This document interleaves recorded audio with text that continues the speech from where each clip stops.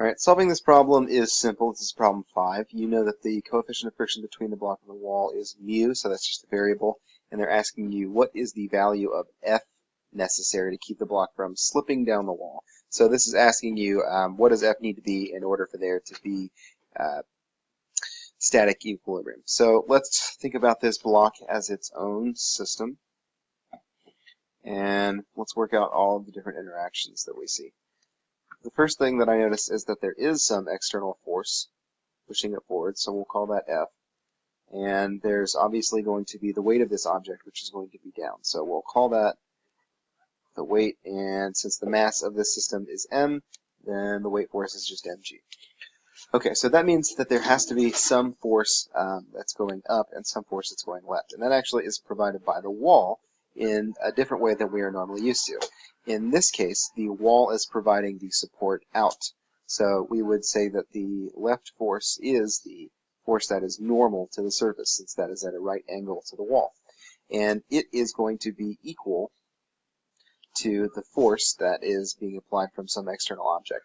And the other interaction between the surface of this wall and the surface of the block is not going to be the normal force, but it's actually going to be friction. And the frictional force needs to be equal to the weight of the object. So really what we see here is, if I sum up the x forces, I realize is that F minus n equals 0, or the external force is equal to n, the normal force. But none of my options are normal force. So what I need to do is think about what friction is, because friction involves mu, and most of these have mu in it. So I need to think about what friction is in order to find the normal force. So to do that, I sum all the y forces, and I have friction minus weight is equal to 0, or friction equals mg, which is useful because I also know another equation for friction, which is mu times the normal force. And so this is all equal to mu times the normal force.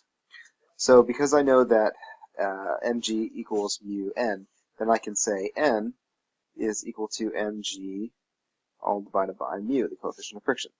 So that's the normal force. And if I plug this back in up here, I see that the applied force, the external force, is equal to the normal force, which is equal to mg over mu. And mg over mu is option C.